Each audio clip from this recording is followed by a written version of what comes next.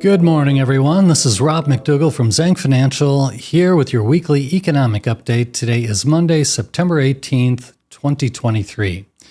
So before I get into the economic data from last week, just want to point out that we're going to have our annual client events that are coming up.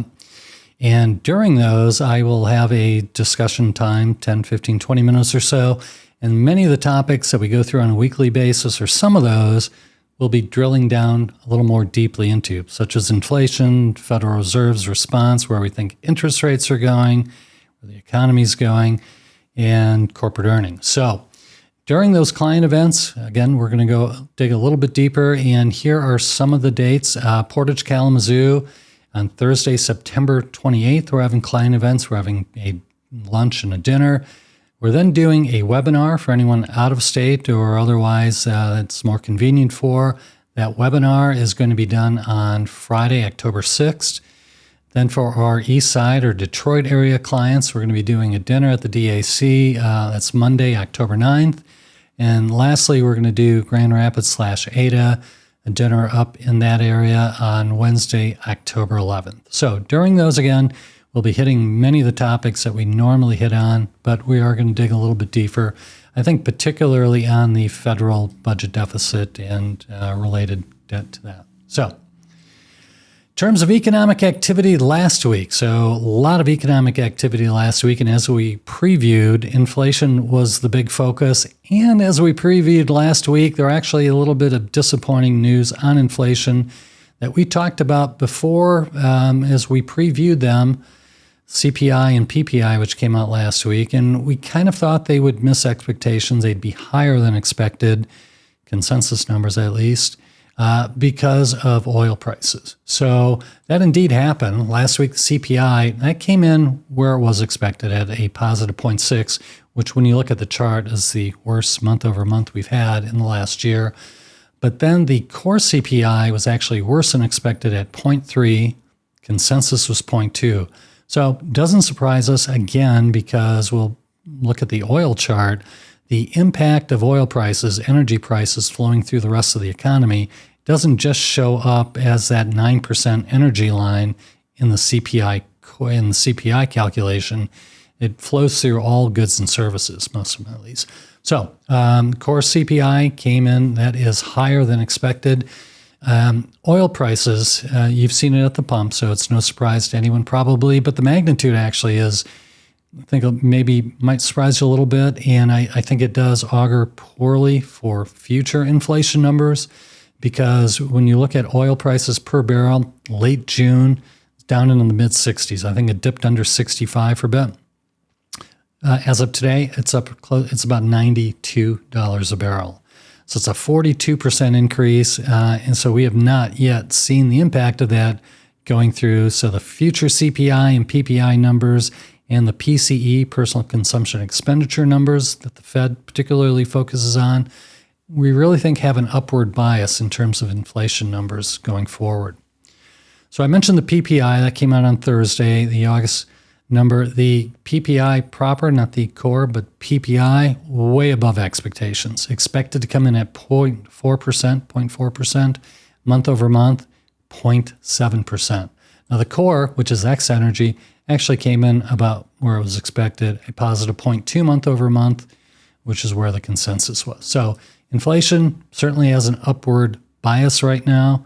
We're going to talk about the Federal Reserve in a little bit. They're coming up this week, a Fed meeting. So very focused on inflation. It will impact their rate decision, I think. But other numbers last week, retail sales came in hotter than expected. Expectation was a 0.2% month-over-month increase for August. Positive 0.6 is where it came in. So the economy, definitely stronger, I think, than most economists have been looking at. That number would corroborate it. The retail sales ex-auto, same thing, expected to come in at 0.4% month over month for August. It was a positive 0.6%.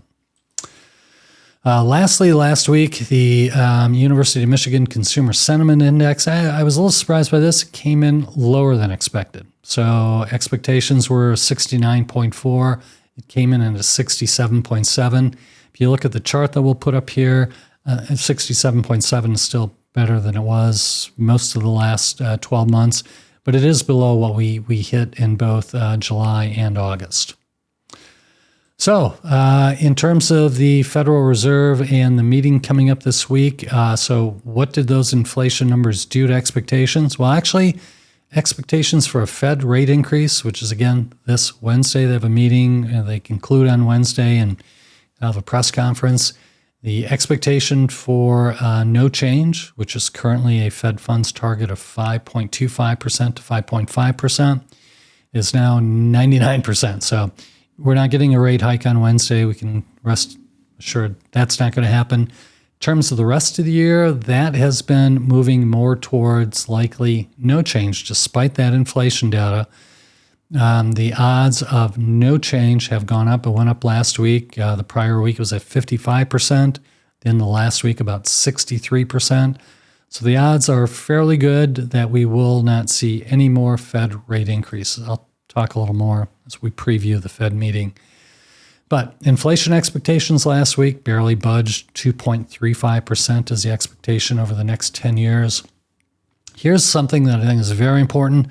We always are, most often we have been pointing out the economy is stronger than people, I think most economists expect.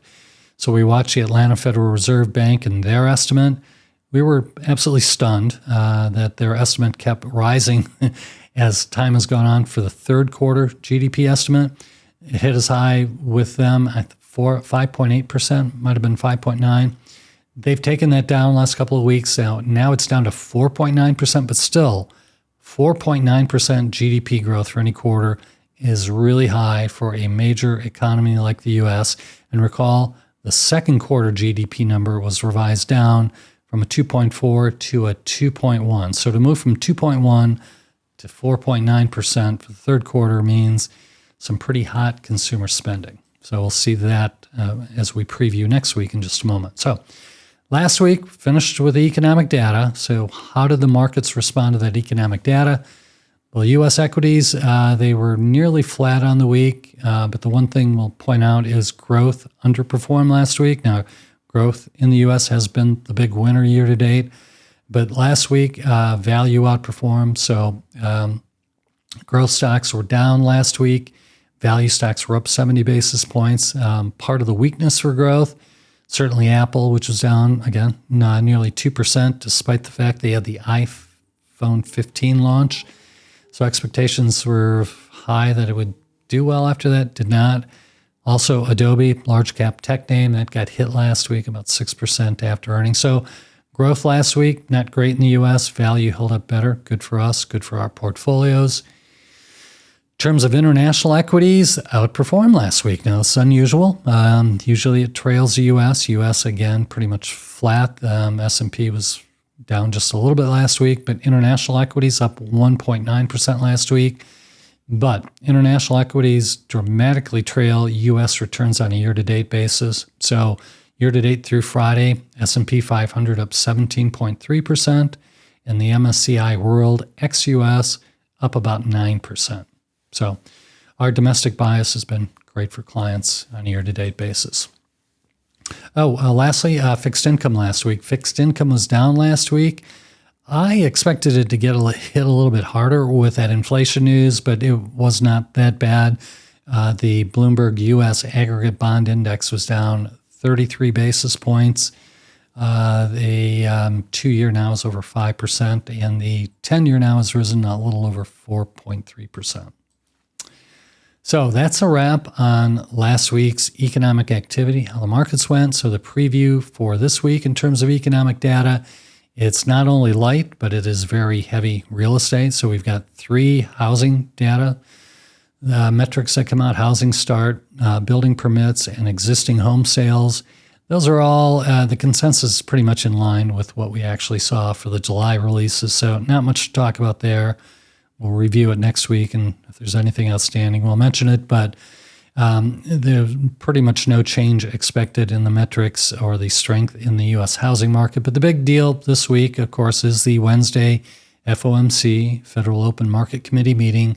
And particularly after the meeting's over and concludes, I'll send out a press release And then Chairman Jerome Powell will do his speech, and investors will be laser focused on his language and attitudes and thoughts towards economic growth and how the Fed feels about the Atlanta Federal Reserve, thinking we have 5% close to GDP growth in the third quarter and how the Fed might respond.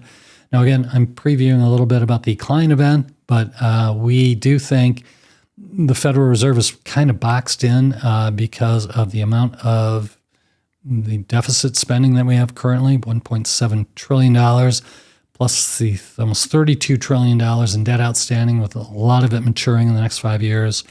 So we kind of think the Federal Reserve is boxed in. So we think the fact that the consensus is very strong, no change for Wednesday, we expect that.